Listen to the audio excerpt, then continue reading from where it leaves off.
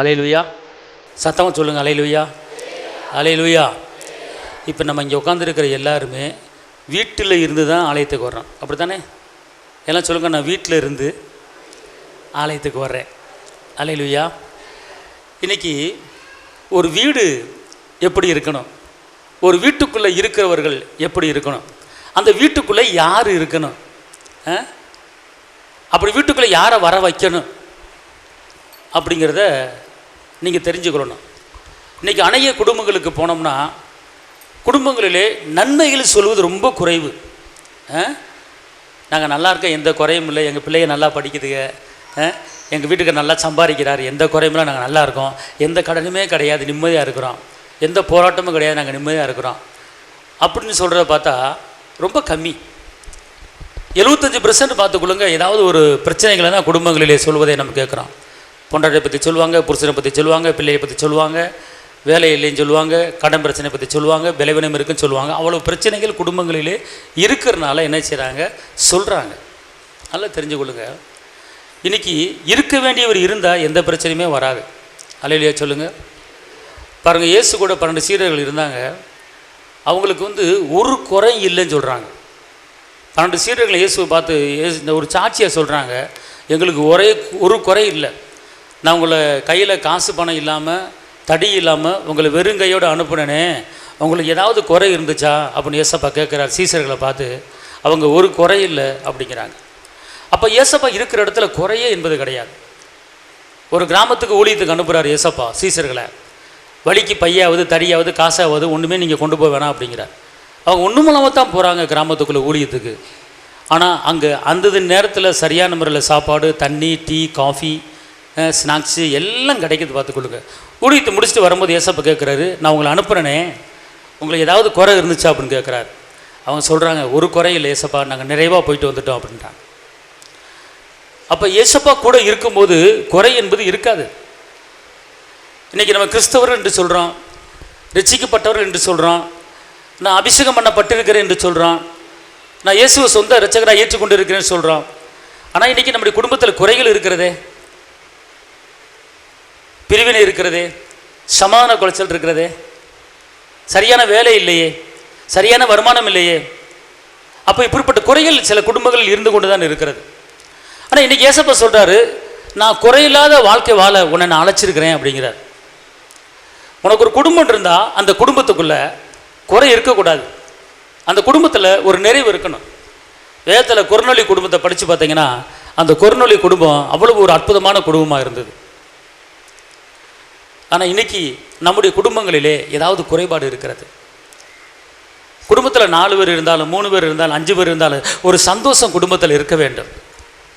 ஒருத்தருக்கு விரோதமாக ஒருத்தர் முறுமுறுத்துக்கிட்டு சண்டை போட்டுக்கிட்டு அப்படி இருப்பது குடும்பம் கிடையாது. இயேசுக்கு ஒரு பெயர் உண்டு, அவருக்கு சமாதானக்காரனர். அல்லேலூயா. இயேசுக்கு ஒரு பெயர் என்னது? அவர் நித்திய பிதா, அவர் சமாதான பிரபு. அப்போ அந்த சமாதான காரணர் நம்மக்குள்ளே இருந்தார்னா, நம்ம குடும்பத்தில் இருந்தார்னா, நம்ம குடும்பத்தில் என்ன உண்டாகும்? சமாதானம் உண்டாகும். ஆமென் சொல்லுங்கள். அல்லேலூயா. அப்போனா ஏசப்பா என்ன சொல்கிறார் அப்படின்னு கேட்டிங்கன்னா, வாசிங்க வெளிப்படுத்தல் 3:20. வெளிப்படுத்தல்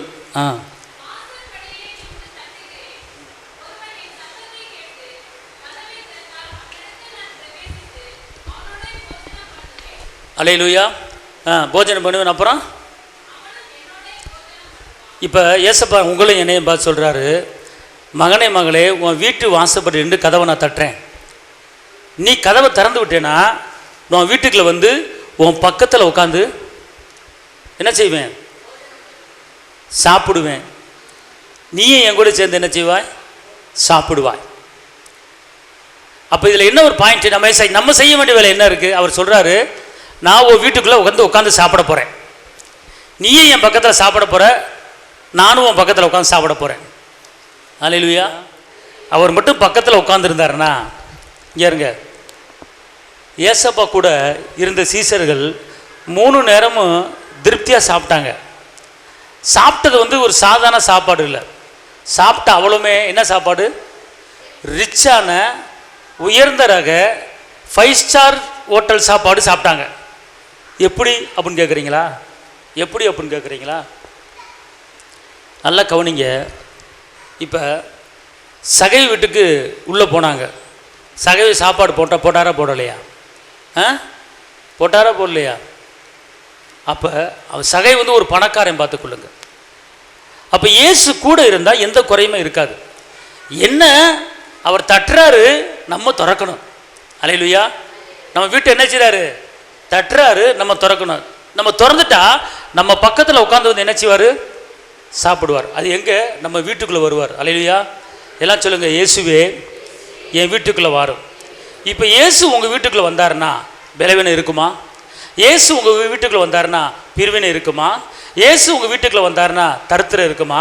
இயேசு உங்கள் வீட்டுக்குள்ளே வந்தாருன்னா பணப்பிரச்சனை இருக்குமா? ஏன்னா அவர் ஐஸ்வர்ய சம்பன்னர். அல்லேலூயா சொல்லுங்கள். இயேசு வந்த வீட்டில் சந்தோஷம் இருந்தது, சமாதானம் இருந்தது, சுகம் இருந்தது, உயர்வு இருந்தது, மேன்மை இருந்தது, வெற்றி இருந்தது, விடுதலை இருந்தது. அப்போ அந்த இயேசு நம்ம வீட்டுக்குள்ளே என்ன செய்யணும்? வருவதுக்கு நீங்கள் என்ன செய்யணும்? கதவை என்ன செய்யணும்? திறக்கணும். பார்த்துக்கொள்ளுங்க, கதவை என்ன செய்யணும்? திறக்கணும். அப்போ கதவை திறந்தீங்கன்னா அவர் உங்கள் வீட்டுக்குள்ளே வர்றேன் அப்படிங்கிறார். அப்போ இன்றைக்கி உங்கள் வீட்டுக்குள்ளே இயேசு இருக்கிறாரா இல்லையா அப்படிங்கிறத நீங்கள் பார்க்கணும். ஒரு காரியத்தை நீங்கள் தெரிஞ்சுக்கொள்ளணும். இயேசு எத்தனையோ பலவீனங்களை முறியடிச்சிருக்கிறார், எத்தனை வியாதிகளுக்கு சுகத்தை கொடுத்துருக்கிறாரு, எத்தனை பிரேதங்கள் உயிரோடு எழுப்பியிருக்கிறார். இயேசு போன எல்லா வீட்டுகளையுமே அற்புதம் நடந்தது. இயேசு போன எல்லா வீட்டிலையுமே சுகம் கிடைச்சது. இயேசு போன வீட்டுகள் எல்லாமே மரித்தவர்கள் உயிரோடு எழுப்பினார்கள். அப்போ இன்னைக்கு நம்ம வீட்டுக்குள்ள இயேசு இருந்தா இப்படிப்பட்ட அற்புதங்கள் நடக்கணும், இப்படிப்பட்ட அதிசயங்கள் நடக்கணும். கானா ஒரு கல்யாண வீட்டுக்கு போனாரு, அங்க குறை இருந்துச்சு, அங்க குறைய இயேசப்பா நிறைவேற்றினார். அப்ப அதே கானா ஒரு கல்யாண வீட்டுக்கு போனனாலதான் அங்க குறைகள் மாறினது. அப்ப அதே இயேசு இன்னைக்கு நம்ம வீட்டுக்குள்ள இருந்தாருன்னா நமக்கு குறை என்பது இருக்குமா? குறை என்பது இருக்குமா? இல்லை. அப்போ இயேசு ஏன் அந்த வீட்டுக்குள்ள வந்தார் அப்படின்னு கேட்டால், அந்த வீட்டுக்காரங்க இயேசுவை, வேதம் சொல்கிறது, அந்த வீட்டுக்காரர்கள் இயேசுவை என்ன செஞ்சிருந்தாங்க? என்ன செஞ்சிருந்தாங்க? அழைத்தார்கள். இயேசு மட்டும் அழைக்கல, இயேசுவை தாயை அழைச்சாங்க. இயேசுவோட சீசர்கள் என்ன செஞ்சாங்க? அழைச்சாங்க. மொத்தம் சீசர்கள் 12, இயேசு ஒரு 13, மாதா மரியாள் ஒரு 14. மரியாள் கூட 2 பேர் போயிருப்பாங்க.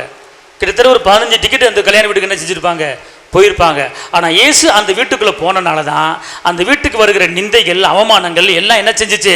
மாறுச்சு. குறைவுபட்ட ரசம் என்ன செஞ்சிச்சு? நிறைவானது. முந்தின ரசத்தை காட்டிலும் பிந்தின ரசம் என்னவா மாறிச்சு? சுவையாய் மாறிச்சு. அப்புறம் என்ன அர்த்தம்னு கேட்டீங்கன்னா, இயேசு அந்த வீட்டுக்குள்ளே இருந்தனால குறைகள் மாறினது. அல்லேலூயா சொல்லுங்க, எல்லாம் சொல்லுங்க. இயேசு என் வீட்டுக்குள்ளே இருந்தாருன்னா எனக்கு குறை என்பதே கிடையாது. சொல்லுங்க, இயேசு என் வீட்டுக்குள்ளே இருந்தாருன்னா எனக்கு குறை என்பதே கிடையாது. அப்படின்னா உங்க வீட்டுக்குள்ள இயேசு இருக்கணும். நம்ம வீட்டுக்குள்ள இயேசு என்ன செய்யணும்? வரணும். அப்போ வருவதற்கு நம்ம என்ன செய்யணும்? அவரை என்ன செய்ய வேண்டும்? என்ன செய்யணும்? அழைக்கணும். இயேசுவே என் வீட்டுக்குள்ள வாங்க, என் குடும்பத்தை நடத்துங்க, என் குடும்பத்தை நடத்துறதுக்கு ஆலோசனை தாங்க அப்படின்னு அவரை கூப்பிடும்போது அழகா அவர் என்ன செஞ்சிருவார்? வீட்டுக்கு வந்துடுவார். அல்லேலூயா. அவருடைய பிரச்சனை நம்ம வீட்டுக்குள்ள எப்போதுமே இருக்கணுங்க. அவர் பிரச்சனை எப்போதும் வீட்டுக்குள்ள இருந்தால் புருஷன் பஞ்சாயத்துக்குள்ள சண்டையே வராது. புருஷன் பஞ்சாதிகள் என்ன வராது? சண்டை வராது. எப்போதுமே சமாதானமாக இருப்பாங்க, அன்பாக இருப்பாங்க. அவர் பிரச்சனை இல்லாதனால தான், அவர் வீட்டுக்குள்ளே இல்லாதனால சண்டைகள் வருகிறது, பிளவுகள் வருகிறது, பிரிவினைகள் வருகிறது, போராட்டங்கள் வருது. நல்லா தெரிஞ்சுக்கொள்ளுங்க. வீட்டுக்குள்ளே அவரை நீங்கள் என்ன சொல்லுங்கள்? நான் எல்லாம் சொல்லுங்கள். நான் இயேசுவே என் வீட்டுக்குள்ளே அழைப்பேன், என் வீட்டுக்குள்ளே அவரை கூப்பிடுவேன். சரி போகட்டும். அப்போஸ்தலர் 2ஆம் அதிகாரம் 2ஆம் வசனம் வாசிங்க.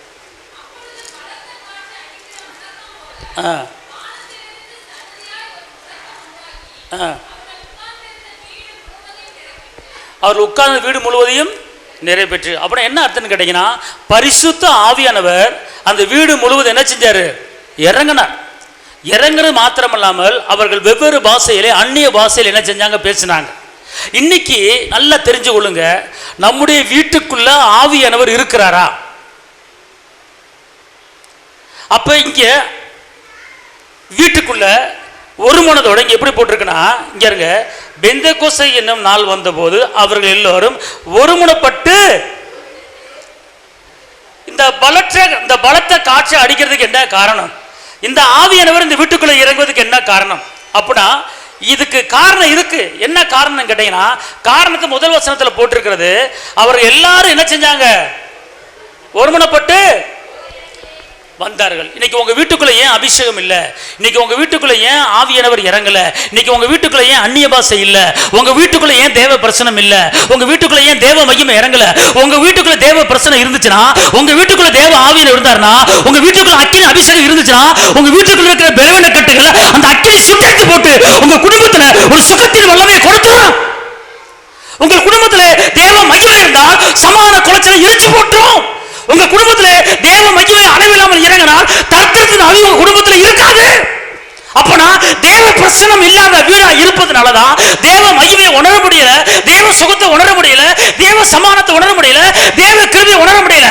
அப்பனா இந்த வீட்டுக்குள்ள ஆவியானவர் இறங்கினார், அபிஷேகம் கிடைத்தது, அந்நிய பாஷை பேசினார்கள், அவர்கள் தன்னையே மறந்து அக்கினிக்குள்ள நிரம்பினார்கள். அப்படிப்பட்ட வீடு இந்த வீடு. அப்பா இன்னைக்கு உங்க வீடு, என் வீடு, எல்லார் வீடு ஆவியில நிரம்பி இருக்கிற ஒரு வீடாக இருக்கிறதா? அபிஷேகத்தில் நிரம்பி இருக்கிற வீடாக இருக்கிறதா?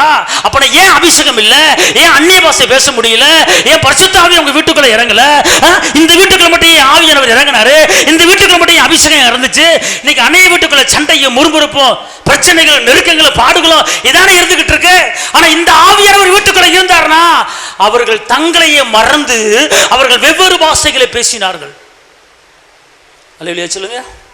அல்லேலூயா, அல்லேலூயா. அப்ப நல்லா தெரிஞ்சுக்கொள்ளுங்க, இந்த வசனம் என்ன சொல்லுதுன்னா அவர்கள் கூட இந்த வீடு. அப்ப நான் இன்னைக்கு நல்லா தெரியும் ஏன் இந்த நம்ம வீட்டுக்குள்ள அபிஷேகம் வரல. காரணம் சொல்லுங்க. காரணம் இங்கேயே இருக்கு. ஐயா ஏன் நம்ம வீட்டுக்குள்ள ஆவியானவர் இறங்கல? ஐயா ஏன் நம்ம வீட்டுக்குள்ள அக்கினி அபிஷேகம் இறங்கல? ஏன் நம்ம வீட்டார வந்து அந்நிய பாஷை பேச முடியல அப்படின்னு கேட்டா நல்லா தெரிஞ்சுக்கொள்ளுங்க, இது இறங்குறதுக்கு காரணமே 1ஆம் வசனம் தான். வாசிங்க.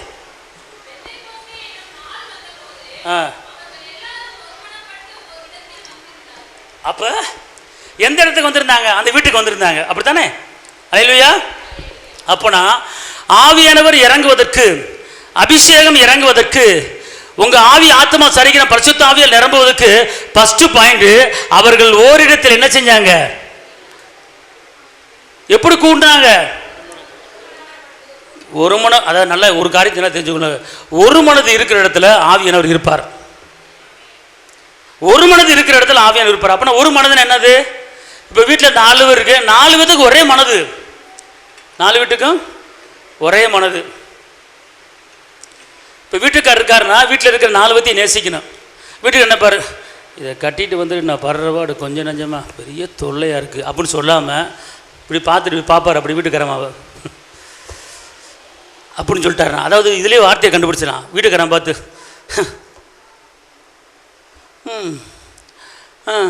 அப்படின்வாரு. இப்படி சொல்லும் போதே இதில் நிறைய வார்த்தைகள் இருக்குது. என்ன வார்த்தை தெரியுமா? என் தலையெழுத்து, உன்னை கட்டிட்டு நான் படுறவாடு கொஞ்சம் நஞ்சமா அப்படிங்கிறத சொல்லாமல் அப்படின்னு ஒரு வார்த்தையில் முடிச்சிருவார். அல்லேலூயா.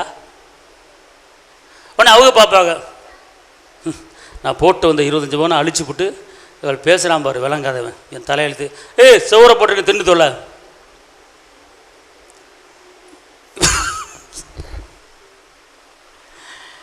இந்த வீடு ஒரு மனது வீடு கிடையாது.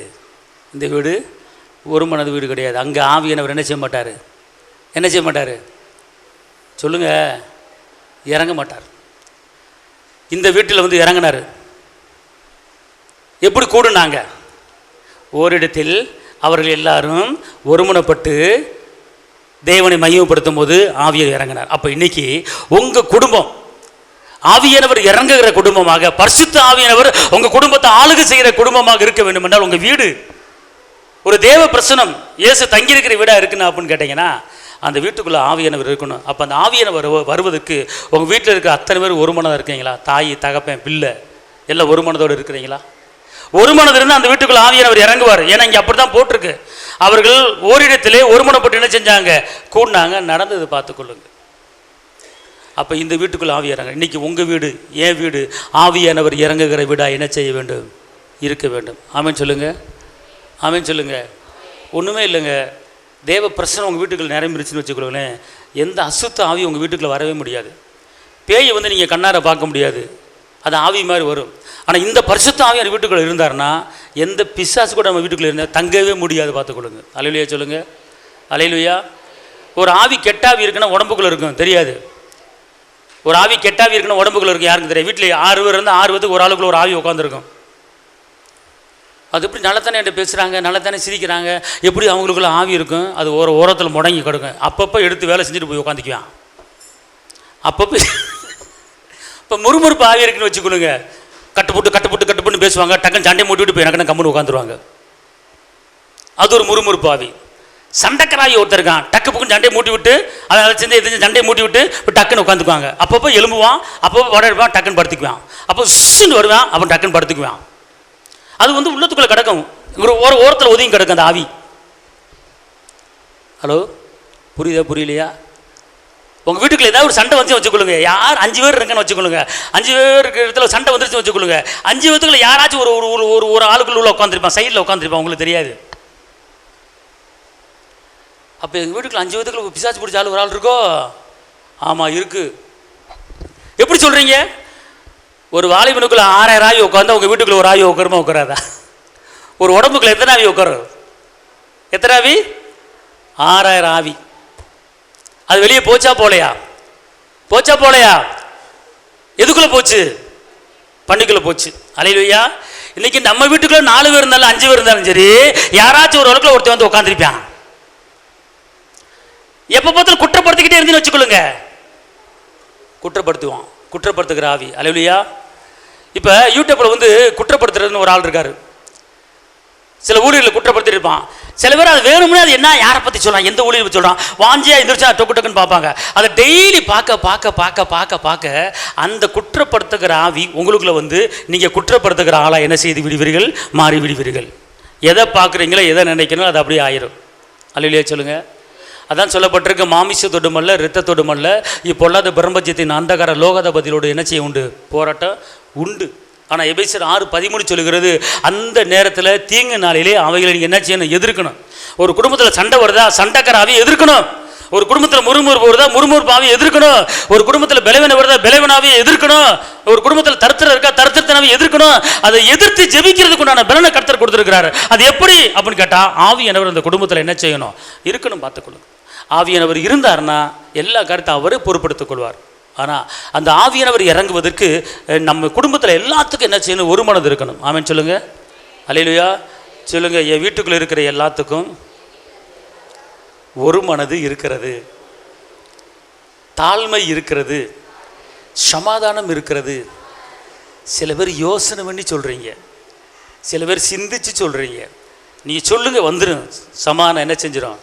வந்துடும். அல்லேலூயா சொல்லுங்க. அல்லேலூயா. ஒரு காரியத்தை மட்டும் நல்லா தெரிஞ்சுக்கொள்ளுங்க. நீங்கள் 4 பேர் ஒரே மனதோடு இருந்தீங்கன்னா, நீங்கள் கேட்குற ஜெபத்துக்கு, உங்கள் விண்ணப்பத்துக்கு பதில் கண்டிப்பாக கிடச்சிருங்க. ஒரு காரியத்தை குறித்து 2 பேர் ஒருமனப்பட்டீங்கன்னா என்ன செய்யும்? அந்த காரியம் நடக்கும். இங்கே இருங்க, ஒரு காரியம். அப்போனா நம்ம குடும்பத்துக்கு எத்தனையோ காரியங்கள் இருக்கிறது. வேலை காரியங்கள் இருக்கிறது, வருமானம் இருக்கிறது, கடன் பிரச்சனை அடைய வேண்டியது இருக்கிறது, சுகம் உண்டாக வேண்டியது இருக்குது. எவ்வளோ தேவைகளை ஏசப்பட்டு நம்ம கேட்குறோம். அப்படி கேட்கும்போது குடும்பத்தில் இருக்கிற எல்லாருமே ஒருமனப்பட்டு கேட்டு பாருங்களேன். ஒரே காரியத்தை ஒருமனப்பட்டு குடும்பத்தில் ஒன்றா உட்காந்து ஜெபிச்சு நீங்கள் கேட்டு பாருங்கள், அந்த காரியம் வாய்க்குங்க. நீங்கள் தோற்று போக மாட்டீங்க. உங்கள் விண்ணப்பத்தை அங்கீகரிக்கிறவர், விண்ணப்பத்தை தள்ளாதவர் கண்டிப்பான முறையில் ஒரு ஜெபத்துக்கு பதில் கொடுப்பார். ஆமென் சொல்லுங்கள். இன்னொரு வசனத்தை வாசிங்க. மத்தேயு 8:14-15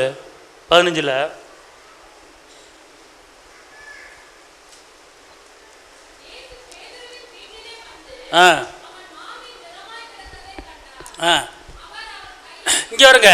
இயேசு பேதுரு மாமியார் யார் வீட்டுக்கு வந்தாரு? யார் வீட்டுக்கு வந்தாரு?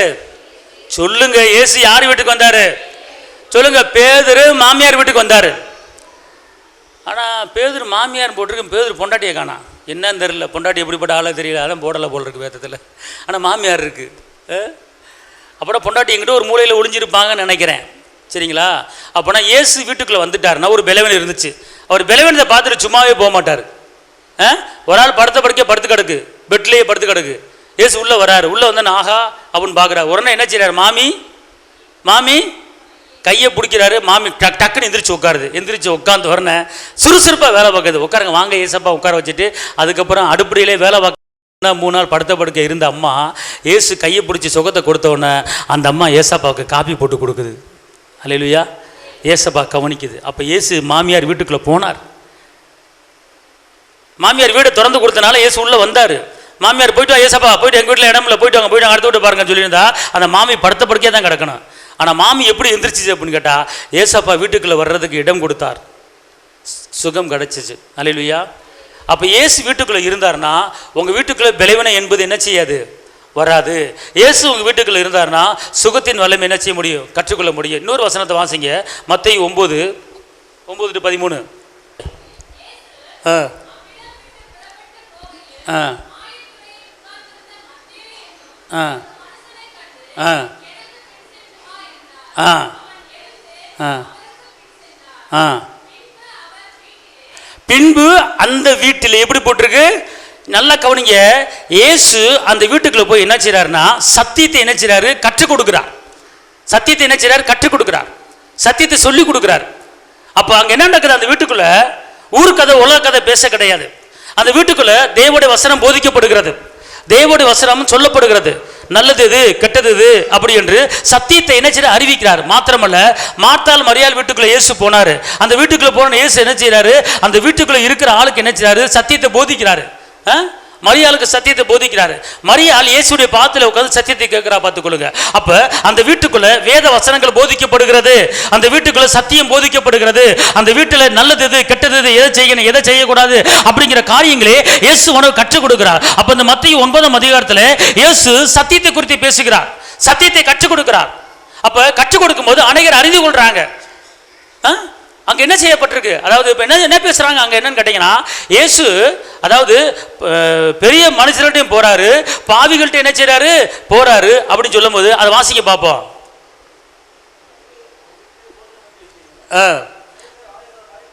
அநேக ஆயக்காரரும் பாவிகளும் இயேசு இயேசு வந்து அந்த வீட்டுக்குள்ள உட்காரும் போது அநேக ஆயக்காரர்கள் அநேக செல்வந்தர்கள் வந்து உட்கார்றாங்க.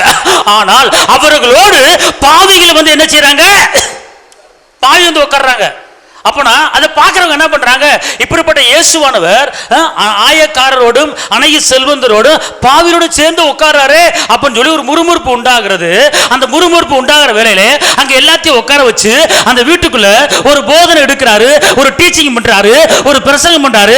அந்த வீட்டுக்குள்ள அநேகர் பெருமையோடு இருந்தாங்க, பாவியா ஒதுக்கப்பட்டிருந்தாங்க, தள்ளப்பட்டிருந்தாங்க. அப்ப எல்லாத்தையும் ஒன்னா உட்கார வச்சு இயேசு போதிக்கிற போதனை என்னன்னு கேட்டா, நான் எப்படி போதிக்க அப்புறம் சொல்லப்பட்டிருக்கு, பிணியா உள்ளவனுக்கு வைத்தியம் தேவை அப்படிங்கிறார். அல்லேலூயா, அல்லேலூயா. அப்ப நான் என்ன சொல்றேன்னா, பாவிகளை வச்சுக்கவே என்ன செஞ்சேன் நான் வந்தேன் அப்படிங்கிற. அப்ப இதுல இருந்து என்ன தெரியுதுன்னா, அந்த வீட்டுக்குள்ள ஏசப்பா பிரசங்கம் பண்றார். வந்து மேன்மையானவன் தாழ்ந்தவன் என்று பாகுபாடு இருந்தது.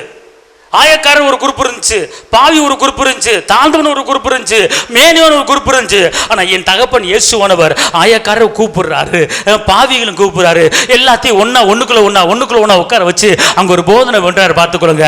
அந்த போதனையை எல்லாரையும் நேசிக்க வச்சுச்சு, அந்த போதனையை எல்லார் மேலும் அனுபவிக்க வச்சுச்சு.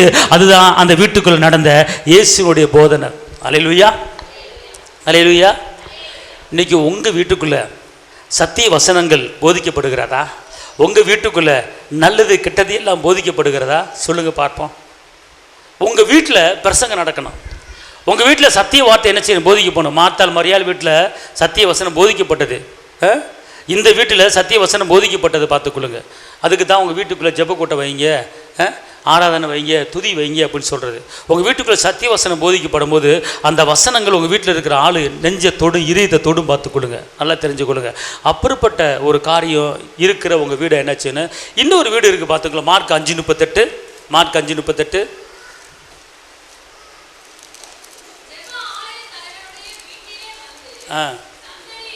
ம்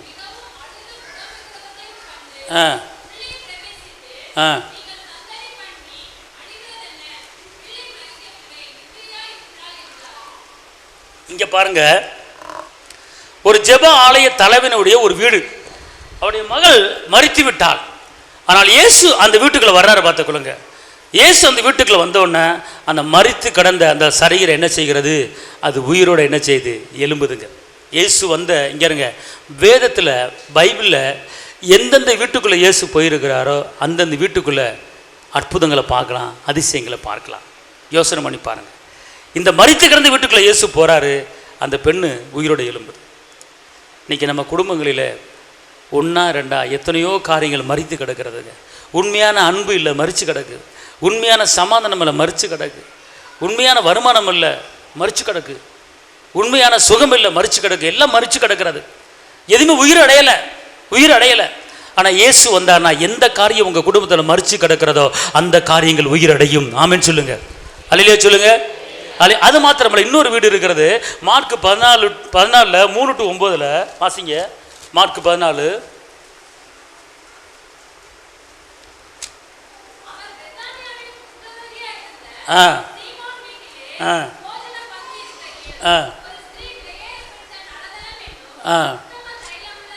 இப்போ பாருங்க, வீட்டுக்கு அழைச்ச ஒரு ஆள் இருக்காரு, ஆனால் அழைக்காத ஆள் ஒரு அம்மா வருது பார்த்துக்கொள்ளுங்க. அந்த அம்மா விலையுயர்ந்த ஒரு தைலத்தை எடுத்து இயேசுவின் பாதத்தில் ஊற்றி தன் தலைமயிரால் தொடக்கிது பார்த்துக்கொள்ளுங்க. அங்கே என்ன நடக்கு தெரியுமா? இயேசு அழைச்ச ஒரு கனப்படுத்தலை, ஆனால் அழைக்காத ஒரு அம்மா இயேசு என்ன செய்யுது? கனப்படுத்துது. எப்படி கனப்படுத்துது பார்த்துக்கொள்ளுங்க. விலை உயர்ந்த ஒரு தைலம் பார்த்துக்கொள்ளுங்க. விலை உயர்ந்த ஒரு தைலம். அந்த தைலத்தை விற்று 300 பணத்துக்கு விற்று தரத்துக்கு கொடுக்கலாமே அப்படின்னு சொல்கிறாங்க உள்ளே உட்காந்தவங்க. ஆனால் ஏசு சொல்கிறார் பார்த்துக்கொள்ளுங்க, அவரை கனப்படுத்துறதுக்கு அவ்வளோ விலையுயர்ந்த ஒரு தைலம் பார்த்துக்கொள்ளுங்க. இன்றைக்கி உங்கள் வீட்டுக்குள்ளே விலையுயர்ந்த ஒரு பொருளால் நீங்கள் அவரை கனப்படுத்துகிற ஒரு நபராக இருக்கிறீங்களா? ஒரு விலையுயர்ந்த ஒரு பொருள் இங்கே இருங்களேன். இயேசுக்காக எந்த ஒரு பொருள் வாங்கினாலும், எந்த ஒரு காரியம் செஞ்சாலும் விலையுயர்ந்த பொருள், காஸ்ட்லியான பொருளை நீங்கள் வாங்கி பழகுங்க. ஒரு பைபிள் வாங்கினாலும் நல்ல காஸ்ட்லியான பைபிளாக வாங்குங்க, விலை கம்மியான பைபிளை வாங்காதீங்க. எதுவுமே இயேசுக்கு நீங்கள் செய்யும்போது காஸ்ட்லியாக செஞ்சு பாருங்கள், உங்களுக்கு காஸ்ட்லியான காரியங்கள் நடக்கும். உயர்வை செஞ்சு பாருங்கள், உயர்வான காரியம் நடக்கும் பார்த்துக்கூடாது. இயேசுக்கு கொடுக்கும்போது பிச்சு பார்த்து பிசிறுத்தனம் பண்ணி நம்ம கொடுக்கக்கூடாது. விசாலமாக நம்ம கொடுக்கணும். உற்சாகமாய் கொடுக்குற இடத்துல அவர் பிரியமாக இருக்கிறார். அப்போனா இன்றைக்கி இயேசுவுக்கு இந்த அம்மா என்ன பண்ணுச்சு?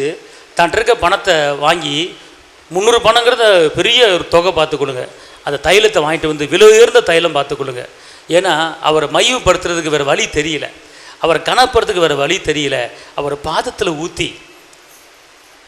ஊற்றி ஒரு துணியை வச்சு கூட துடைக்கலைங்க, ஒரு துண்டை வச்சு துடைக்கலைங்க, தன் தலைமையை எடுத்து அதை வச்சு துடைக்குது அந்த அம்மா. அப்போ எந்த அளவுக்கு அந்த அம்மா இயேசுவை நேசிச்சிருக்கு, எந்த அளவுக்கு இயேசு மேலே அன்பு வச்சிருக்கு, எந்த அளவுக்கு இயேசுவை கனப்படுத்துது. யோசனை பண்ணி பாருங்கள். இயேசுவை எப்படி நேசிக்குதுங்கிறது இதுலேருந்து நம்ம தெரிஞ்சுக்கலாம். ஒரு விலையுயர்ந்த தைலத்தை அவர் பாதத்தில் ஊற்றுகிறது, தன் தலைமயிறு முடிய வச்சு என்ன செய்யுது? துடைக்குது பார்த்துக்கொள்ளுங்க. ஒரு துணியை வாங்கி துடைக்கலை, ஆனால் வீட்டுக்கு அழைச்சவன் வந்து இந்த கனத்தைப்படுத்தலை பார்த்துக்கொள்ளுங்க. இன்றைக்கி நீங்களும் நானும் இயேசுவை கனப்படுத்துகிற ஒரு ஆளை தெரிஞ்சுக்கொள்ளுங்க. இயேசுக்கு எந்த ஒரு காரியம் செஞ்சாலுமே காஸ்ட்லியை செய்ய பாருங்கள், உயர்வாக செய்ய பாருங்கள், கனப்படுத்தி பாருங்கள். இப்போ அப்படி செஞ்சனால தான் ஏசப்பா சொல்கிறாரு, இவளுடைய இந்த காரியம் வேத புத்தகத்தில் என்ன செய்யுது? கடைசி வரைக்கும் இருக்கப்போதா சொல்கிறார் பார்த்துக்கொள்ளுங்க. இப்போ அந்த அம்மா அதை செஞ்சனால தான் இந்த பைபிளில் அந்த சம்பவம் இருக்குது பார்த்துக்கொள்ளுங்க. நிறைய காரியங்கள் வேதத்தில் பார்த்துக்கொள்ளுங்க. பெண்கள் தான் ஏசப்பாட்ட நல்ல பேர் வாங்கியிருக்கிறாங்க, பெண்கள் தான் நல்ல பேர் வாங்கியிருக்காங்க, ஆண்கள் நல்ல பேர் வாங்கலை. ஏசப்பா ஊழியத்தோட முதல்ல மரியாதை தான் முத இயேசுவை பார்க்க போயிருக்கு, தைலத்தை எடுத்துகிட்டு வருது அந்த அம்மா. இந்த அம்மா இயேசுவை பார்க்க வந்திருக்கு. யோசனை பண்ணி பாருங்கள். இயேசு மேலே பெண்கள் ரொம்ப அன்பு வச்சுருக்கிறாங்க. ஆனால் இப்போ இருக்கிற பெண்கள் இயேசு மேலே அன்பு வைக்கிறீங்களா? இயேசுவை நேசிக்கிறீங்களா? நல்லா கவனித்து பாருங்கள். இயேசுக்கு கனப்படுத்துறீங்களா இல்லை கனவீனப்படுத்துறீங்களா? இயேசு எப்படி உயர்த்தணும், இயேசு எப்படி மையப்படுத்தணும், இயேசு எப்படி கனப்படுத்தணும், இயேசு உயர்த்துவதுக்கு என்ன செய்யணும் அப்படிங்கிற காரியத்தில் நீங்கள் மைண்டை கொண்டு வாங்க. அவர் எப்படி துதிக்கணும், எப்படி ஆராதிக்கணும், அவர் எப்படி 1000 ஸ்தோத்திர பலி ஏறெடுக்கணும், எப்படி அவர் மையப்படுத்தணும், அவர் எப்படி உயர்த்தணும் அப்படிங்கிற காரியத்தை வாங்க. எவ்வளோ நன்மைகள், எவ்வளோ அற்புதங்கள், எவ்வளோ அதிசயங்கள் நம்ம குடும்பத்துக்கு அவர் பண்ணியிருக்கிறார். இந்த ஜனத்தை எனக்கென்று ஏற்படுத்தினேன், அவர்களின் துதியை சொல்லி வருவார் என்று சொல்லப்பட்டிருக்கிறது. அப்போ எதுக்காக உங்களை என்ன அவர் தெரிஞ்சிருக்காருன்னா, அவர் கனப்படுத்த மையப்படுத்த தெரிஞ்சிருக்கிறது தான் நம்ம தெரிஞ்சு வச்சிருக்கிறார். அல்லேலூயா சொல்லுங்க, அல்லேலூயா. மாறாக இன்னைக்கு நம்ம குடும்பத்தில் எத்தனை பேர் ரட்சிக்கப்படாமல் இருக்கிறாங்க, எத்தனை பேர் இயேசு அறியாமல் இருக்காங்க. ஒரு ஆள் சர்ச்சுக்கு வருது, ஒரு ஆள் சர்ச்சுக்கு வர மாட்டேங்குது. ஒரு ஆள் வீட்டில் உட்காந்துருக்கு, ஒரு ஆள் சர்ச்சுக்கு வருது. நல்லா தெரிஞ்சு கொள்ளுங்களேன். அப்போ நீங்கள் வீட்டில் இருக்கிற அனைவரும் ரட்சிப்புக்குள்ளே வரணும். அப்போனா எப்படி ரட்சிப்புக்குள்ளே வரணும்? அவர் உள்ளே வரணும். வாசிங்க லூக்கா 19:1-9.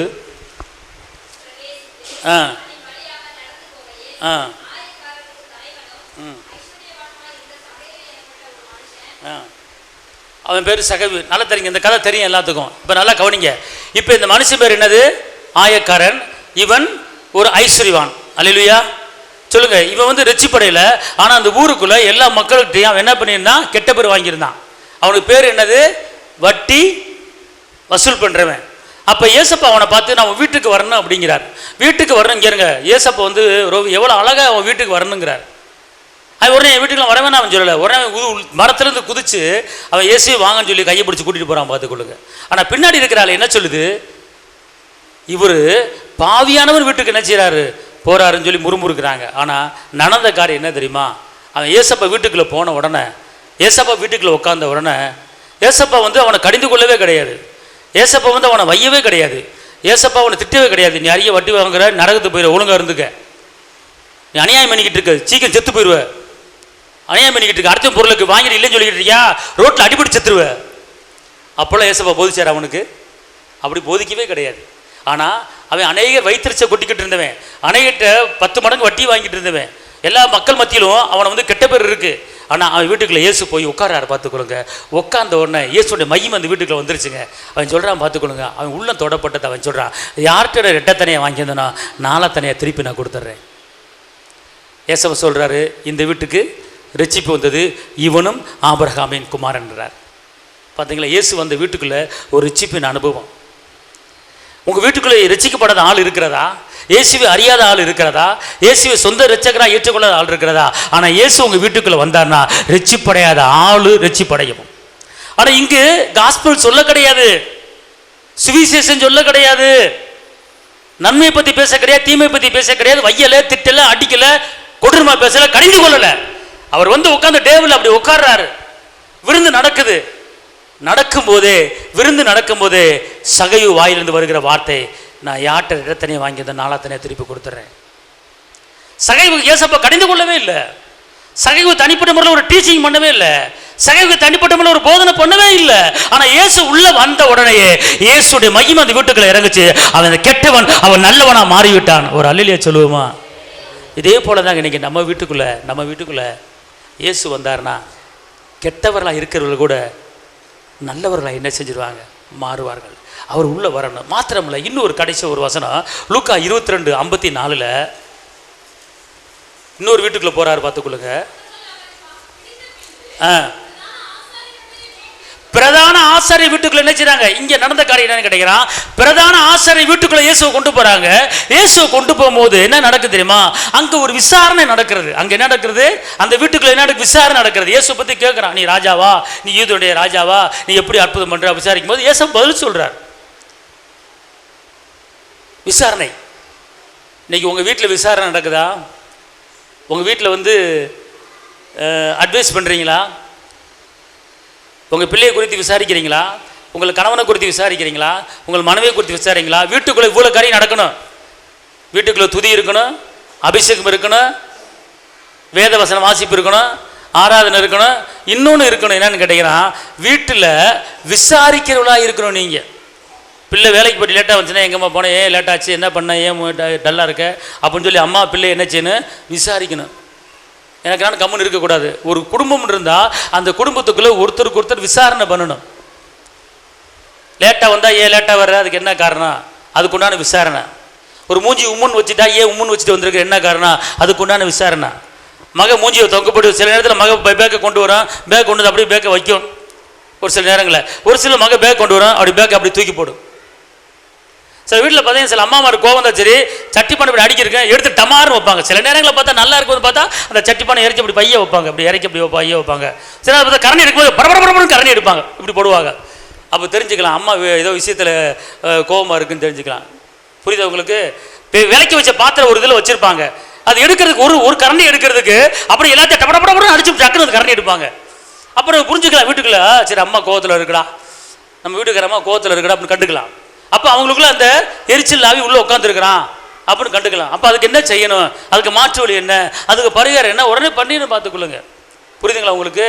அப்போ அந்த குடும்பத்துக்குள்ள அந்த ஸ்பிரிட் கிரிச்சு எரிச்சு, அதுக்கு பேர் என்னது, எரிச்சல் நாவி. சும்மா கிடக்கிற சட்டி பானைக்கு வழி எடுக்கும் பார்த்துக்கொள்ளுங்க. இங்கே வீட்டுக்காரர்கள கோபத்தில் கரண்டி பறக்கும், சட்டி பறக்கும், தட்டு பறக்கும். தட்டை வந்து இப்படி சாப்பாடு போட்டு வந்து இப்படி பைய வைப்பாங்க, ஆனால் அன்னைக்கு போது தட்டை டபாக்குன்னு வைப்பாங்க. புரிஞ்சுக்கலாம், ஏதோ அம்மா ஏதோ சூழ்நிலை இருக்குது, ஐயா ஒரு சூழ்நிலை இருக்குது அப்படின்னு தெரிஞ்சுக்கலாம். ஐயா வெளியேந்து வரும்போது பேக் அப்படி தூக்கி போடுவார், ஐயா கண்டுக்கலாம் ஐயாட்ட ஏதோ இருக்குது. பிள்ளை வந்து அங்கேருந்து காலேஜ் வந்தால் டக்குன்னு பேக் அப்படி தூக்கி போடும், கண்டுக்கலாம் பிள்ளைகிட்ட ஏதோ இருக்குது அப்படின்ட்டு. வரும்போது ஒருத்தனை கூட்டி வந்திருப்பாங்க, அது கூட்டி வந்தால் யாரும் கண்டுபிடிச்சிடலாம். அல்லையா? நீ காலை என்ன சோறு ஆக்கியிருக்கீங்க, ஒன்றுமே தெரியல, எல்லா பிள்ளைங்களும் எப்படி சாப்பிட்டு இருக்காங்க, எனக்கு ஒரு பழைய சோறு ஊருக்கு அது கொடுத்து இதை எப்படி சாப்பிட, நீங்கள் போட்டு வந்த சாப்பாடு இருந்தா இருக்கு, போங்க நீங்களே சாப்பிடுங்க அப்படி பிள்ளைய டிஃபன் தூக்கி எரியுது பார்த்துக்கொள்ளுங்க. அப்போ அங்கே வேற ஒரு சிம்டம். அல்லேலூயா. இப்படிலாம் சில குடும்பங்களில் என்ன செய்கிறது இருக்கிறது. இப்படி குடும்பங்கள் இப்படிப்பட்ட பிரச்சனை இருந்துச்சுன்னா உள்ள ஒவ்வொரு ஆவியை உள்ள வந்துகிட்டு இருக்குன்னு அர்த்தம். நீங்கள் தேவ ஆவியை வரவிடலை, பிசாசின் ஆவியை என்ன செய்றீங்க, வர விடுறீங்க. அல்லேலூயா. அதுக்கு தான் குடும்பங்களில் என்ன இருக்குன்னு விசாரணை இருக்க வேண்டிய. விசாரிக்கணும். லேட்டாக வந்தால் விசாரிக்கணும், மூஞ்சியை தொங்க போட்டு வந்தால் விசாரிக்கணும், மூஞ்சியை டைட்டாக வச்சு. சில முகங்கள் பார்த்தா அழகாக இருக்கும் பார்க்குறது, சில சகோதரிமார்கள் முகத்தை பார்த்தா பார்க்க அட்ராக்ஷன் அழகாக இருக்கும். ஆனால் அந்த கோவம் வந்து பார்த்துக்கலாம், அப்படியே என்ன வடியும் பார்த்துக்கலாம், பக்கத்தில் நிற்க முடியாது. என்ன சரியில் கடுகு போட்ட மாதிரி டப்பு போட்டு அப்படி இருப்பாங்க. அவ்வளோதான். பேச்சை தெரிஞ்சு போயிடும், முகத்தில் பாவனை தெரிஞ்சு போயிடும், முகத்தில் பல ரூபங்கள் மாறும் பார்த்துக்கொள்ளுங்க. இந்த பச்சை தெரியுமா, கலராக மாறும் பார்த்துக்கணும். பச்சை வரும் ஒரு இடத்துல, ஒருத்தர் சிவப்பாக மாறும், ஒருத்தர் மஞ்சளாக மாறும் பார்த்துக்கொள்ளுங்க. அப்போ அம்மார்கள் வீட்டில் பார்த்தீங்கன்னா ஒரு சில காரியம் நடக்கலன்னு பார்த்துக்கணும், முகம் அப்படியே மாறும் பார்த்துக்கணும், விகாரமாக தெரியும் பார்த்துக்கொள்ளுங்க, கண்டுபிடிச்சிடலாம். அப்போ என்னன்னு பார்த்தா அந்த நேரத்தில் பார்த்து நீங்கள் அடிக்கணும் பார்த்துக்கொள்ளுங்க. அந்த நேரத்தில் பார்த்து என்ன செய்யணும், அடிக்கணும். கம்பரத்தை அடிக்கணும்னு சொல்கிறேன்னா யார் அடிக்கணும் சொல்லுங்கள், யார் அடிக்கணும்? உள்ளே இருக்கிறவனை அடிக்கணும். உள்ளே இருக்க என்னன்னு உங்களுக்கு தெரிஞ்சிடும். அல்லேலூயா. கோவப்பட்டாங்கன்னா எரிச்சலின் ஆவி, முறுமுறுத்தாங்கன்னா முறுமுறுப்பு ஆவி, சண்டை போட்டாங்கன்னா சண்டை போடுகிற ஆவி, சண்டைக்கார ஆவி. இதெல்லாம் நீங்கள் என்ன செய்யணும், எழுத்து என்ன செய்யணும், அடிக்கணும் பார்த்துக்கொள்ளுங்க. அதான் எபேசியர் 6:13, தீங்கு நாளிலே அவைகளை நீங்கள் எதிர்க்க வேண்டும். அல்லேலூயா. இதெல்லாம் குடும்பத்துக்குள்ளே இருக்கும். அப்போ குடும்பத்தில் இருக்கும்போது அதில் நீங்கள் முறியடித்து நடக்கிறதுக்கு நீங்கள் என்ன செய்ய வேண்டும், பழகி கொள்ள வேண்டும். ஆமென் சொல்லுங்க. அப்போனா ஒரு குடும்பம் இருந்தால் விசாரணை இருக்கணும். அப்போ இங்கே லூக்கா 22:54 அந்த பிரதான ஆசாரிய வீட்டுக்குள்ளே இயேசு போனார். அங்கே ஒரு விசாரணை நடந்தது. அந்த விசாரணைக்கு அவர் ஆன்சர் பண்ணார், பதில் பேசினார். அதே போல் உங்கள் குடும்பத்துக்குள்ளே ஒரு புருஷன் பொஞ்சாதி பிள்ளைகள் இருந்தீங்கன்னா அங்கே ஒரு விசாரணை இருக்கணும். சாப்பிட்டையா, எங்கே போனேன், எங்கே வந்த, என்ன வாங்கினேன், ஏது வாங்கினேன், ஏன் இப்படி லேட்டாச்சு, ஏன் விலை கூடுச்சு, விலை இறங்குச்சு, இதுக்கு என்ன காரணம் அப்படிங்கிற ஒரு விசாரணை பண்ணணும். ஒருத்தருக்கு ஒருத்தர் பேசணும், ஒருத்தருக்கு ஒருத்தர் பரிமாறிக்கொள்ள வேண்டும். வந்தமா போனோமா சாட்டமா தூங்கும் அப்படி கிடையாது. குடும்பம் இருந்ததுன்னா நல்லது இது கெட்டது அது இப்படி இது எப்படி அப்படின்னு சொல்லி அன்பா என்னச்சுன்னு பேசி பழகணும். அப்படி பேசி விசாரணை பண்ணும்போது அந்த குடும்பத்தில் எந்த அந்தகார வல்லமை என்ன செய்யாது, வராது. அல்லேலூயா சொல்லுங்க. அல்லேலூயா. இப்போ ஏசப்பா சொல்றாரு, நான் வாசப்பிலிருந்து கதவை தட்டுறேன், கதவை திறந்தா நான் என்ன செய்வேன், போஜனம் முடியும். ரெண்டாவது, ஒரு வீட்டுக்குள்ளே தேவ பிரசனத்தை என்ன செய்யணும், பார்க்கணும். தேவ பிரசனத்தை பார்க்கணும். ஆவியானவர் உங்கள் வீட்டில் இருக்கிறாருங்கிறத உங்களுக்கு உணர்வு ஒன்று, உங்களை ஆட்டோமேட்டிக்காக உங்கள் அந்நிய பாஷை பேசணும். சில வீடுகளில் பார்த்தா சில பேர் காப்பி போட்டு வரேன் இருங்க உட்காருங்க அப்படின்னு சொல்லுவாங்க. காப்பி போட்டு உள்ளே போகும்போது ஹல்லேலூயா அப்படின்னு போவாங்க. அப்போ பார்த்துக்கலாம், ஆகா இந்த வீட்டுக்குள்ளே தேவ பிரச்சனை இருக்குது. சில வீட்டுக்குள்ள பாஸ்ட் வந்துட்டார், பாஸ்ட் வந்து காய் அப்படின்னு போவாங்க. அங்கே அந்த வீட்டுக்குள்ள அந்த நல்ல ஆவி இருக்காது, வேற ஆவி இருக்கும். அல்லேலூயா. இந்த நேரம் பார்த்து வந்துட்டாரு அப்படின்னுவாங்களா. அப்போ முறுமுறுப்பு உள்ளே இருந்திருக்கும். அல்லேலூயா. அப்போ அவங்க அந்த இதயத்தின் நினைவு சில வீட்டுக்குள்ளே போயிட்டா சரி, அவங்க தன்னை அறியாமல் அந்நிய பாஷை பேசுவாங்க, தங்களை அறியாமல் பாட்டு போடுவாங்க, தங்களை அறியாமல் வாங்க அப்படின்வாங்க. அப்போ அவங்களோட இதயத்திலேருந்து அவங்க வாய்ஸை கண்டுபிடிச்சிடலாம். அல்லேலூயா சொல்லுங்க. அல்லேலூயா. அல்லேலூயா. அல்லேலூயா. அதனால் நீ வீட்டுக்குள்ளே இருக்கும்போது பாட்டு பாடணும். பாட்டு பாட்டிங்கன்னா உங்களுக்குள்ள ஒரு பிரச்சனை இருக்குன்னு அர்த்தம். உங்கள் வீட்டுக்குள்ளே இருக்கும்போது அந்நிய பாஷை பேசணும், ஒரு பிரச்சனை இருக்குன்னு அர்த்தம். அல்லேலூயா. ஏன்னா அந்த வீட்டுக்குள்ளே தேவனுடைய வாடை, ஒரு மல்லிகைப்பூ இருந்துச்சுன்னா அந்த மல்லிகைப்பூ வாடையை நுகருவீங்களா, நுகர மாட்டீங்களா? அல்லேலூயா. ஒரு எலி செத்து கிடந்தா அந்த எலி செத்ததை நுகருவீங்களா, நுகர மாட்டீங்களா? அல்லேலூயா. உடனே அந்த எலி என்ன செய்வீங்க, அகற்றி போடுவீங்க. புரியுதா, புரியலையா? அதே போல் கெட்ட ஆவிகள் குடும்பத்துக்குள்ளே வரும், சண்டைக்கார ஆவிகள் குடும்பத்துக்குள்ளே வரும், முறுமுறுப்பு ஆவி குடும்பத்துக்குள்ளே வரும், பிரச்சனை உண்டு பண்ணுகிற ஆவி குடும்பத்தில் வரும். அதுக்கு நீங்கள் இடம் கொடுக்கக்கூடாது. இடம் கொடுத்தால் இடம் பிடிப்பான். ஆமென் சொல்லுங்க. அதனால ஒரு குடும்பத்தில் விசாரணை இருக்கணும், ஒரு குடும்பத்தில் ரிச்சீப் இருக்கணும், ஒரு குடும்பத்தில் இயேசு மையப்படுத்துகிற காரியம் இருக்கணும், கனப்படுத்துகிற காரியம் இருக்கணும், ஒரு குடும்பத்தில் வசனம் போதிக்கிற காரியம் இருக்கணும். உட்காரும் போது எந்திரிக்கும் போதும் வசனத்தை வாயில உன் பிள்ளைகளுக்கு கருத்தாய் போதி. உருவாகத்தில் சொல்லப்பட்டிருக்கு, நீ உட்காரும் போது எந்திரிக்கும் போது வசனத்தை உன் பிள்ளைகளுக்கு என்ன செய்யணும், கருத்தாய் போதிக்கணும். ஒரு தாய் இருக்கா, ஒரு தகப்பன் இருக்கா, ஒரு குழந்தை இருக்கா, ஒரு பிள்ளை இருக்கா, 5 வயசு பிள்ளை இருக்கா, 6 வயசு பிள்ளை இருக்கா, அந்த பிள்ளைக்கு வசனத்தை சொல்லி கொடுக்கணும். அந்த பிள்ளைக்கு வசனத்தை கருத்தாய் போதிக்கணும், கருத்தா சொல்லி கொடுக்கணும். பார்த்துக்கொள்ளுங்க.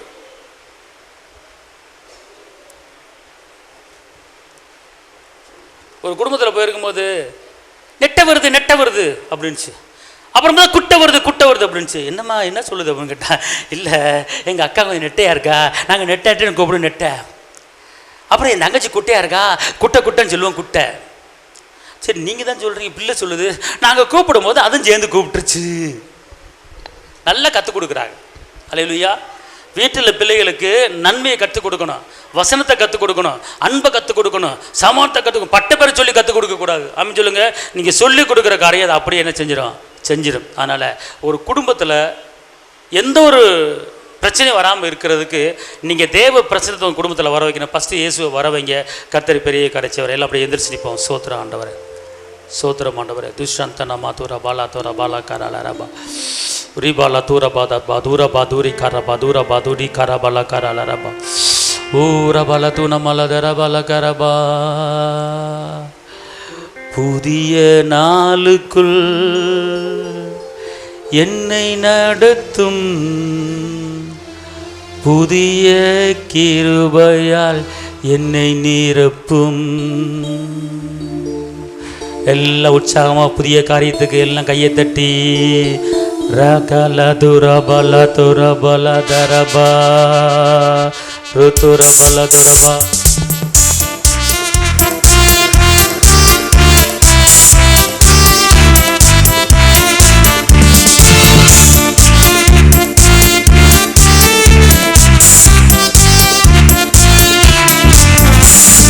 புதிய நாளுக்குள் என்னை நடத்து, புதிய கிருபையால் என்னை நிரப்பு.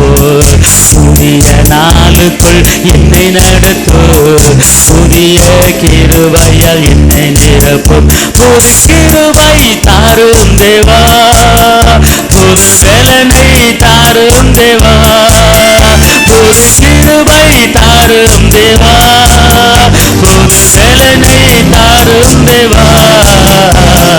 புதிய நாளுக்குள் என்னை நடத்து, புதிய கிருபையால் என்னை நிரப்பு. ஆரம்பம் அற்பமானாலும் முடிவு சம்பூர்ணமாய்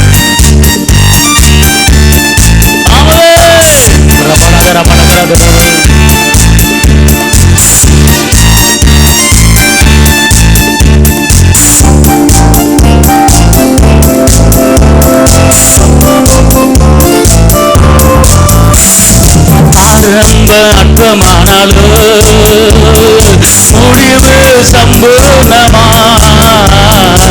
ஆரம்பம் அற்பமானாலும் முடிவு சம்பூர்ணமா. குறைவுகள் நிறைவாகட்டும், எல்லா குறைவுகள் நிறைவாகட்டும். என் வறட்சி செழிப்பாகட்டும், என் வறட்சி செழிப்பாகட்டும்.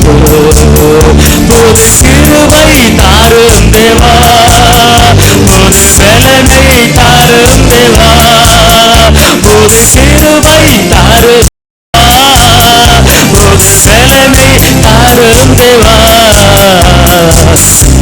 நாளுக்குள் என்னை நடத்தோ, புதிய கிருபையால் என்னை நிரப்போ.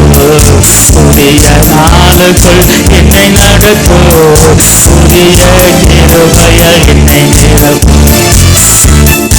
வெட்கத்துக்கு பதிலாக ரெட்டிப்பு நன்மை தாரும் தேவா.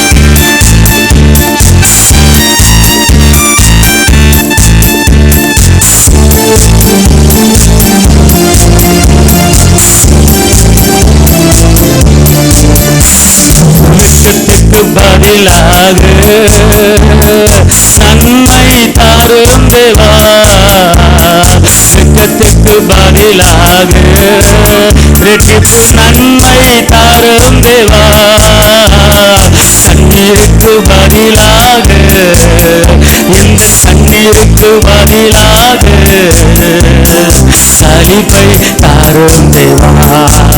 ஆனந்த களிப்பை தாரும் தேவா. புது கிருபை தாரும் தேவா, புது பலனை தாரும் தேவா. புது கிருபை தாரும் தேவா, புது பலனை தாரும் தேவா. புதிய நாளுக்குள் என்னை நிரப்பும். புதிய கிருபை என்னை நிரப்பும். புதிய நாளுக்குள் என்னை நடத்தும். புதிய கிருபைய என்னை நிரப்பும். சவால்கள் சந்தித்திட உலகத்தில் ஜெயம் எடுக்க. சவால்கள் சந்தித்திட உலகத்தில் ஜெயம் எடு. உறவுகள் சீர் பொருந்த. குடும்ப உறவுகள் சீர் பொருந்த. சமாதானம் நான் பெற்றிட. மனதில் சமாதானம் நான் பெற்றிட. புது கிருபை தாரும் தேவா. புது பலனை தாரும் தேவா. புது கிருபை தாரும் தேவா. புது பலனை தாரும் தேவா. புதிய நாளுக்குள் என்னை நடத்தோ. புதிய கிருபை என்னை நிரப்போ. இந்த நாளிலே உங்கள் வீட்டுக்குள்ளே இயேசுவானவர் இருக்கிறாரா? உங்கள் வீட்டுக்குள்ளே எல்லாரிடத்திலும் அன்பு இருக்குமானால், உங்கள் வீட்டுக்குள்ளே எல்லாரிடத்திலும் சமாதானம் இருக்குமானால், உங்கள் வீட்டுக்குள்ளே எல்லாரிடத்திலும் மகிழ்ச்சி இருக்குமானால், உங்கள் வீட்டுக்குள்ளே இயேசு தங்கியிருக்கிறார். உங்கள் வீட்டுக்குள்ளே முறுமுறுப்பும் சண்டையும் பிரச்சனையும் பிரிவினைகளும் இருக்குமானால் அங்கே பிசாசு தங்கியிருக்கிறான். இதிலிருந்து நீங்கள் உங்கள் வீட்டுக்குள்ளே யார் இருக்கா என்று கண்டுகொள்ள முடியும். அதனால் இப்படிப்பட்ட முறுமுறுப்பு பிரச்சனைகள் இருக்குமானால் நீங்கள் அதை எதிர்த்து பேசுங்கள். என் குடும்பத்தில் கிரியை செய்கிற சண்டைக்கார ஆவியே வெளியே போ. என் குடும்பத்தில் கிரியை செய்கிற முறுமுறுப்பு ஆவியை வெளியே போ. என் குடும்பத்தில் கிரியை செய்கிற பலவீன ஆவியை இயேசுவின் நாமத்தில் வெளியே போ என்று எபேசியர் 6:13 படி நீங்கள் எதிர்க்க வேண்டும். அது ஒரு எதிர்ப்பு ஜெபத்தை ஏறெடுக்கும் போது கர்த்தர் பெரிய காரியத்தை செய்வார். அநேக குடும்பங்களிலே சண்டை என்று சொல்லுவார்கள். நான் அவர்கள் பெயரை சொல்லி இந்த குடும்பத்தில் கிரியை செய்கிற எதிர்ப்பின் ஆவியை சண்டைக்கார ஆவியை இந்த குடும்பத்தில் வெளியே போ அப்படின்னு சொல்லும்போது நிறைய இடங்களிலே அந்த முறுமுறுப்பு சண்டையில் இல்லாமல் இருந்திருக்கிறது. அதே போல் உங்கள் குடும்பத்தில் இயேசு தங்கணும். உங்கள் வீட்டுக்குள்ளே இயேசு வரணும். சகை வீட்டுக்குள்ளே இயேசு போனார், ரட்சிப்பு வந்தது. பிரதான ஆசாரி வீட்டில் இயேசு போனார், அங்கு வாக்குவாதம் இருந்தது, பரிந்து பேசுதல் இருந்தது, ஒருத்தருக்கு ஒருத்தர் பேசி கொண்டார்கள். அதே போல் இயேசுவான உள்ளே வந்தோடனே அந்த வீட்டுக்காரங்க கனப்படுத்தினாங்க. உயர்ந்த தைலத்தை எடுத்து பாத்திர தடவி தன் முடியால் துடைத்தால். ஒரு வீட்டுக்குள்ளே நடந்த காரியம். இயேசுவுக்கு கனமும் மகிமையும் துதியும் ஏறெடுக்கணும். மாத்திரமல்ல உங்கள் வீட்டுக்குள்ளே வசனங்கள் போதிக்கப்படணும். உங்கள் வீட்டுக்குள்ளே வசனங்கள் இருக்க வேண்டும். அப்படிப்பட்ட ஒரு சூழ்நிலை உங்கள் வீடு இருக்கிறதா யோசனை பண்ணி பாருங்கள். அல்லது உலகத்துக்கு உங்கள் வீட்டில் இடம் கொடுத்துருக்கீங்களா?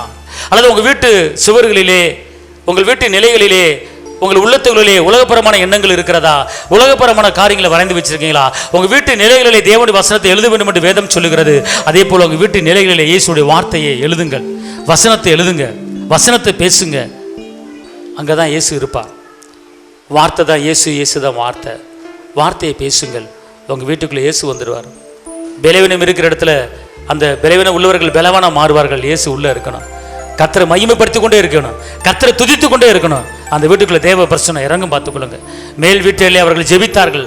அந்த வீடு முழுவதும் நிரம்பிற்று. அபிஷேகம் இறங்கினது. ஆவியானவர் இறங்கினார். அந்த வீட்டில் இருக்கிற வெவ்வேறு பாஷையை பேசினார்கள். ஒருமனப்பட்டார்கள், ஒன்று கூடினார்கள். இன்னைக்கு உங்க குடும்பத்தில் எல்லாரும் ஒருமனப்படுங்க, ஒன்று கூடுங்க. ஒருமனப்பட்டு கர்த்தரை நீங்க துதிங்க, ஒருமனப்பட்டு கர்த்தரை நீங்க ஆராதிங்க. அந்த நேரத்தில் ஆவியானவர் உங்க குடும்பத்தில் இறங்குவாரு. அப்படி இறங்கும் போது உங்க பிரச்சனைகள் எல்லாம் சுத்தரிக்கப்பட்டு போகும். 2 பேர் இருந்தால் ஒருமனப்படுங்க, 4 பேர் இருந்தால் ஒருமனப்படுங்க. ஒரே மனதோடு ஜெபிங்க, ஒரே மனதோடு ஆராதிங்க, ஒரே மனதோடு துதிங்க, ஒரே மனதோடு வேத வசனங்களை தியானம் பண்ணுங்க. கர்த்தர் அந்த இடத்துல இறங்கி வந்துருவாரு. உங்க வீடு பரலோகமாக மாறிவிடும். உங்க வீடு கொர்நொலி வீடா மாறிவிடும். அதனால இந்த நாளிலே ஒரு தீர்மானத்தை எடுப்போம். உங்க வீடு எப்படிப்பட்ட வீடா இருக்கிறது? உங்க வீட்டுக்குள்ள இயேசு வரணும். இயேசு காண ஒரு கல்யாண வீட்டுக்கு வந்தாரு, அவர்கள் அழைத்தார்கள், குறைகள் நிறைவானது. அதே போல இயேசுவை நீங்க அழைங்க. இயேசுவை வீட்டுக்குள்ள வாங்க. வீட்டுக்குள்ள ஒவ்வொருவருக்கும் அந்த சகைவுக்கு ரட்சிப்பு கொடுத்தீங்களே, அதே போல ரட்சிக்கப்படாத மக்கள் ரட்சிப்பு அடைய முடியும். எங்க வீட்டுக்குள்ள வாங்க என்று இயேசுவை நீங்க அழைங்க. அவர் வருவார்.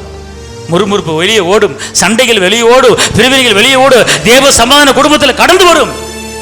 உங்க வீடு இயேசு வருகிற வீடா இருக்கணும். இயேசு போன வீடு எல்லாமே ரட்சிப்பு வந்தது. இயேசு போன வீடு எல்லாமே செழிப்பா மாறுது. காண ஒரு கல்யாண வீட்டுல பச்சை தண்ணி ரசமா மாறினது.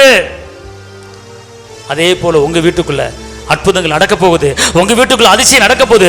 உங்க குடும்பத்தை ஒரு மனதை காத்துக்கொள்ளுங்கள். சகோதரர்கள் ஒருமித்து வாசம் பண்ணுவது எத்தனை இன்பமும் ஏற்றதுமா இருக்கிறது. அங்க நான் ஜீவனையும் அங்க நான் ஆசீர்வாதத்தை கட்டளிடுவேன். ஜீவனையும் ஆசீர்வாதத்தையும் எப்போது கட்டளிடுவேன்? எங்கெல்லாம் ஒரு மனது இருக்கிறதோ, எங்கெல்லாம் ஒரு மனது இருக்கிறதோ அங்க ஆசீர்வாதம் தங்கும்.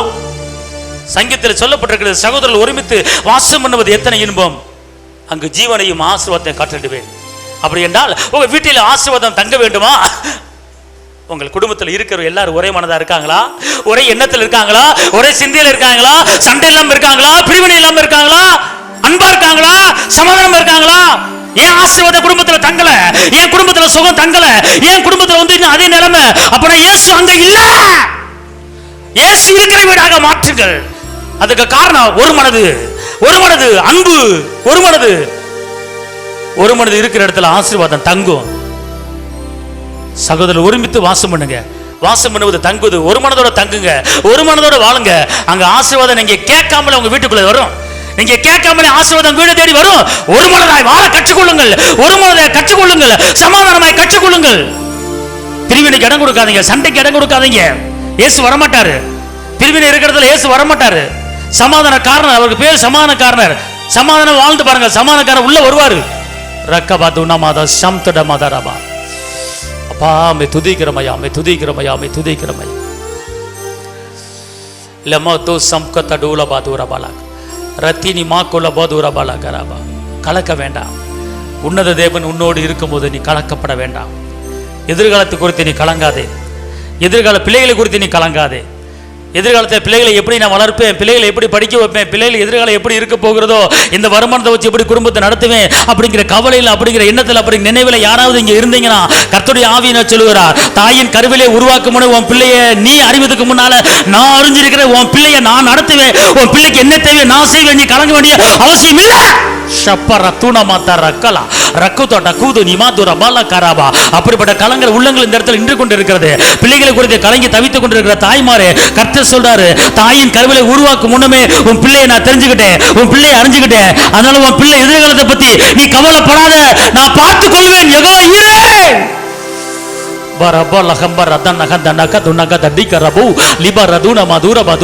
உனக்கு விரோதமா எழும்புகிற எந்த ஆயுதம் இருந்தாலும் அது வாய்க்காமலே போகும்படியான தேவனுடைய கருணை இப்போது இறங்கி கொண்டிருக்கிறது. இப்போது உனக்கு விரோதமா சூழ்ச்சி இருக்கலாம், உனக்கு விரோதமா சில எதிர்ப்புகள் இருக்கலாம். ஆனா கர்த்தருடைய கருணை உன் மேல இருக்கிறது.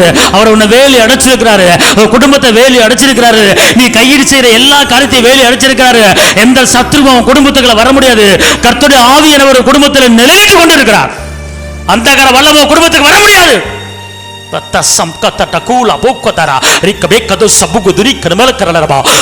எலும்பு எலும்பு சீயோனே, உன் வல்லமையை தரித்துக்கொள், உன் வல்லமையை தரித்துக்கொள். நீ விலையின்றி விற்கப்பட்டிருக்கிறாய், நீ பணமின்றி மீட்கப்பட்டிருக்கிறாய். உனக்குள்ள தேவ ஆவி ஊற்றப்பட்டு கொண்டிருக்கிறது, உனக்குள்ள தேவ வல்லமை ஊற்றப்பட்டு கொண்டிருக்கிறது, உனக்குள்ள அக்கினி கொழுந்து விட்டு எரிந்து கொண்டிருக்கிறது. நீ சாதாரண ஆள் அல்ல, உனக்குள்ள ஒரு தேவ மகிமை, உனக்குள்ள ஒரு தேவ வல்லமை ஊற்றப்பட்டு கொண்டிருக்கிறது. ரட்சிப்பின் சுவிசேஷமாகிய சத்திய வசனத்தை எப்ப நீ கேட்டாயோ அப்பவே பரிசுத்த ஆவிக்கிற உன் மேல ஒரு முத்திரை விழுந்துச்சு. நீ முத்திரை குத்தப்பட்டிருக்கிறாய். நீ சாதாரண ஆள் இல்ல. இந்த உலகத்தில் இருப்பவனை காட்டிலும் உனக்குள்ளே ஒருவர் இருக்கிறார். அவர் பயங்கரமான பராக்கிரமசாலி. உன் தடையை உடைக்கும்படியாக, உன் வேதனையை உடைக்கும்படியாக, உன் வெளிவனை கட்டிலே அறுத்து போடும்படியாக, உனக்கு விரோதமாக எழும்புகிற எல்லா சத்துருக்களை முறியடிக்கும்படியாக அவர் உனக்குள்ளே எழும்பி இருக்கிறாரு. அவர் உனக்குள்ளே எழும்பி இருக்கிறாரு. நீ சாதாரண ஆள் இல்ல. உனக்குள்ள ஒரு தேவ வல்லமை, உனக்குள்ள ஒரு தேவ அபிஷேகம், தடைகளை உடைக்கிற வல்லமை. ஓ அபிஷேகம், அனாக்கி பவர் உனக்குள்ள ஊற்றப்பட்டு கொண்டிருக்கிறது. ஒரு அக்கினி உன் தலைமையில இறங்கி கொண்டிருக்கிறது. எல்லா காரியத்தையும் சாதிக்க முடியாத காரியத்தை உன்னால சாதிக்க முடியும், உன்னால சாதிக்க முடியும். நீ சாதிக்க பிறந்த ஆளு, நீ சாதாரண ஆளு அல்ல. உனக்கு ஒரு தேவ வல்லமை. ரப்பா கம்மலா தன்னம்மா தரக்க தட்டுக்குரா ரிபபா பபக்க தசத்து ரபல்ல கரதுரபா. எலும்பு எலும்பு எலும்பு எலும்பு, உனக்குள்ள ஒரு வல்லமை இப்போது ஊற்றப்பட்டு கொண்டிருக்கிறது. உனக்குள்ள ஒரு வல்லமை ஊற்றப்பட்டு கொண்டிருக்கிறது. உனக்குள்ள ஒரு அக்கினி ஊற்றப்பட்டு கொண்டிருக்கிறது. நீ கலங்காதே, நீ திகைக்காதே, நீ வேதனைப்படாதே. உனக்குள்ள ஒரு மகிமை இப்போது இறங்கி கொண்டிருக்கிறது. உன் உச்சம் தலையிருந்து உள்ளங்கால் வரை ஒரு தேவ பிரசன்னம். ஓ தாகமா இருந்தேனா, உன் மேல ஒரு மகிமை இப்போது இறங்கி கொண்டிருக்கிறது. உன் மேல ஒரு தேவ வல்லமை இப்போது இறங்கி கொண்டிருக்கிறது. உனக்கு விரோதமாக எழும்புகிற சத்துரு, உனக்கு விரோதமாக எழும்புகிற போராட்டங்கள், உனக்கு எதிராக எழும்புகிற எல்லா போராட்டங்களும் அது மறையடிக்கப்பட்டு கொண்டு இருக்கிறது, அது மறக்கடிக்கப்பட்டு கொண்டு இருக்கிறது. ஒரு தேவ பாதுகாப்பு இப்போது உன் குடும்பத்தின் மேல இறங்கி கொண்டு இருக்கிறது. ஒரு தேவ வல்லமை குடும்பத்தின் மேல இறங்கி கொண்டு இருக்கிறது.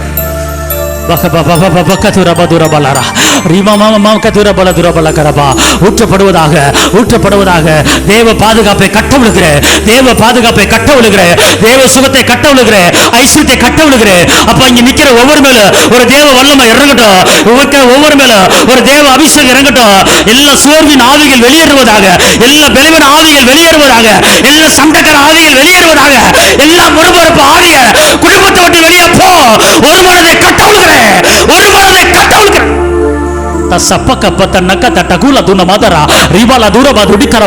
ஊற்றப்படுவதாக இப்போது தேவ மகிமை, இப்போது தேவ மகிமை உனக்குள்ள ஒரு மனது, உனக்குள்ள ஒரு மனது, உனக்குள்ள ஒரு தேவ சமாதானம், ஒரு ரபாலா தூணமாதோ ரபா.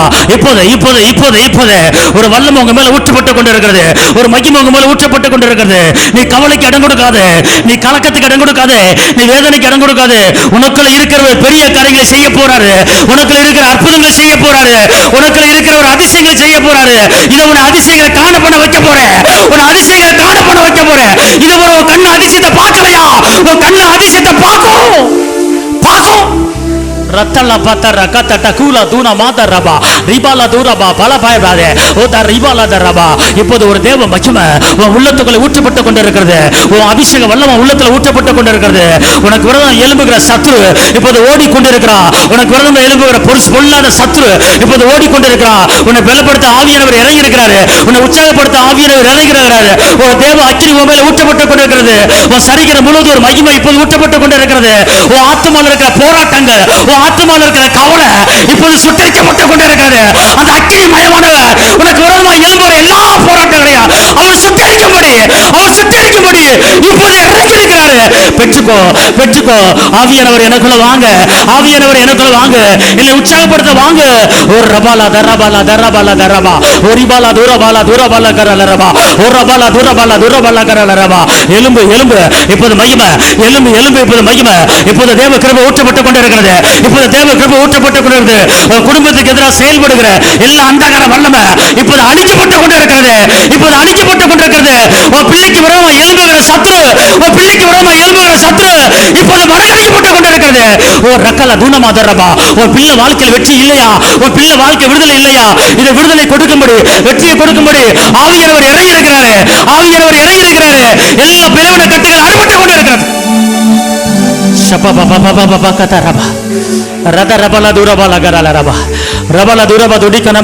ஊற்றப்பட்டு கொண்டிருக்கிறது, ஊற்றப்பட்டு கொண்டிருக்கிறது. இறுதியை புதுப்பிக்கப்பட்டு கொண்டிருக்கிறது, ஆத்மா புதுப்பிக்கப்பட்டு கொண்டிருக்கிறது. ஒரு தேவ மகிமை ஓ ரிக்கால தரபா.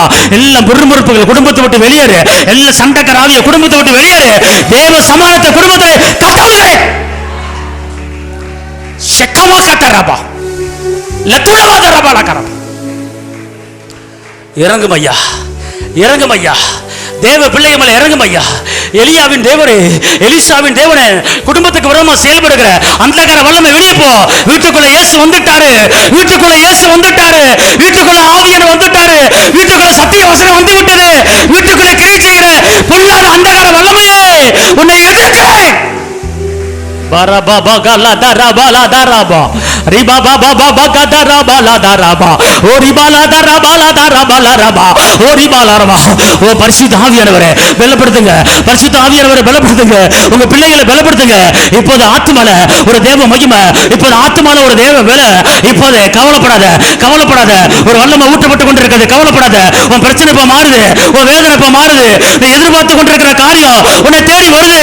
இந்த காரியம் எதிர்பார்த்து கொண்டிருக்கிறாயா? அந்த காரியத்தை ஆவியானவர் உனக்கு இப்போது கொடுக்கிறார்.